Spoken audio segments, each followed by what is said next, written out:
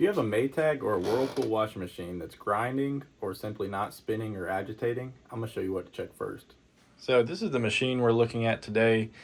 Basically, when you start it, this one kind of goes through the full thing and says cycle complete, usually within 30 seconds to a minute. It won't agitate, it won't fill, it won't spin. It kind of won't do anything at all. So I'm going to show you the first thing to check. And also, when you check the error codes on this machine, it shows 0 error codes as well. So it's kind of a little tricky unless you just lift it up from the bottom and take a look. First, I'm going to show you what this machine is doing. And also what I'm showing you, it will be the same on any Maytag, Whirlpool, Amana, multiple styles with the belt-driven style that are made by Whirlpool. They're going to have the same style pulley that we're going to take a look at. But I'm going to start the cycle and kind of show you what it's doing. So we start the cycle.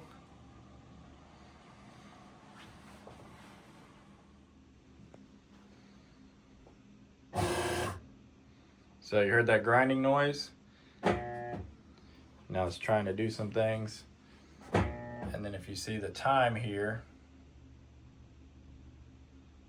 it's going to go down to 0 and it's going to say cycle complete. So basically this machine is doing absolutely nothing.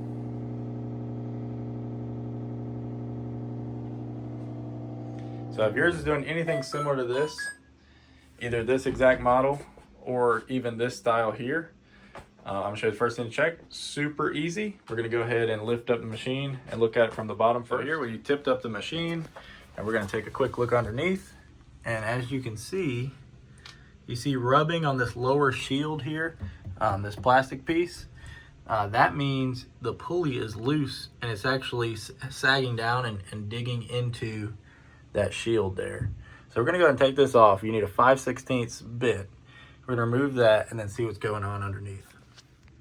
We've got a couple screws on each side here, 5/16. Remove that one. We're going to remove that one. And there we go. As you can see, the belt fell off, as well as that pulley is not tight. You see that nut is loose there?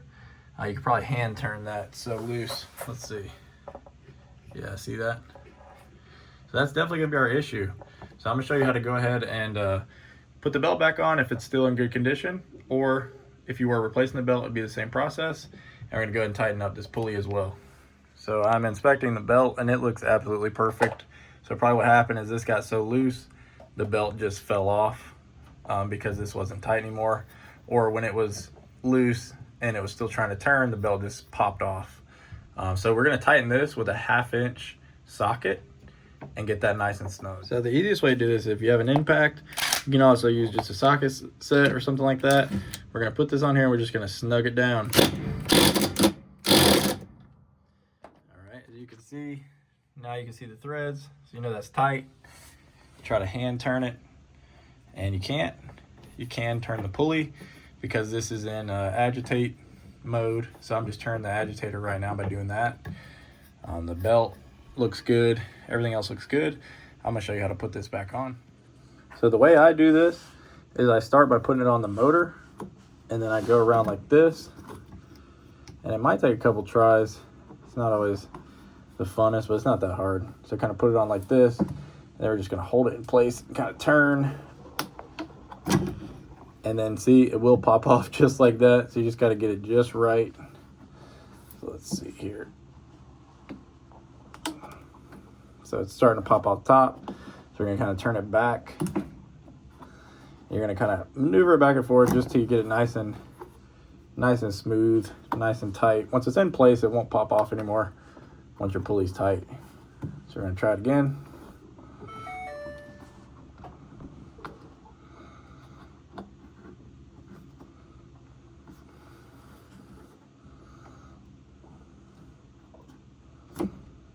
It's really close. We're just going to turn the belt a little bit, kind of maneuver it back and forth. And just like that.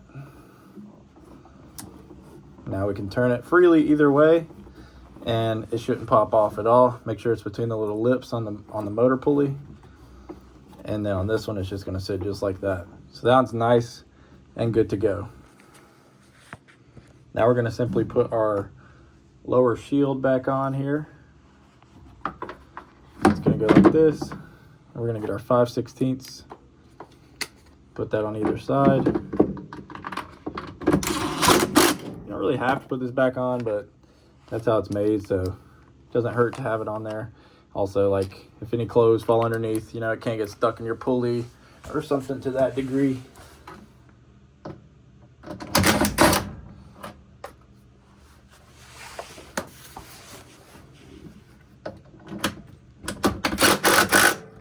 There we go.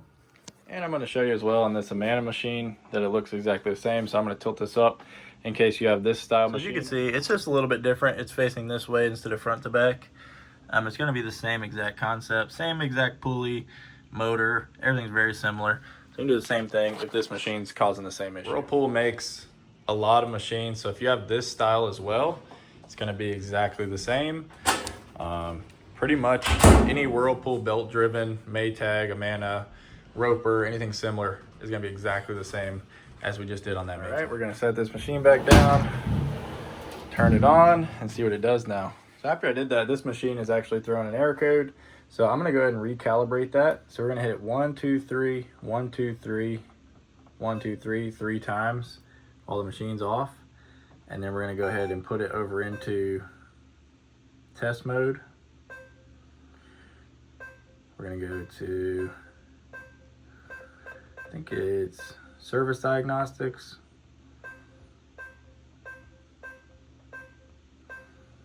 Let's see. Let's try factory diagnostics. Let's try factory calibration cycle. And we're going to let that run and see what happens. See if we can reset this machine. See if it's good to go and make sure it doesn't need any other parts. All right, so that calibrated.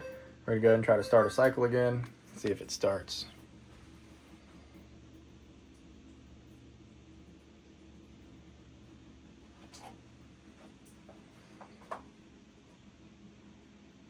And if it takes a little bit of time to start, don't be worried. These things just kind of have to figure out where they are in the cycle. That's kind of what the calibration does. So let's see if she starts here.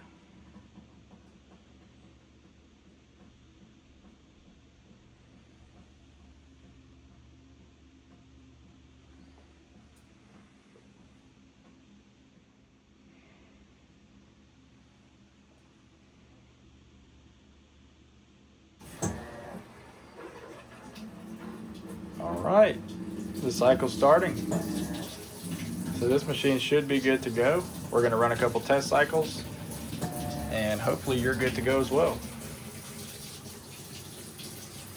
So if this was your exact issue, you could fix this machine for pretty much free. If your belt broke or came off, you will have to purchase a new belt, but hopefully this is all that happened and you'll be good to go. Hopefully this video helped you out. If you have any questions or anything, just leave me a comment down below. I'll do my best to get back to you.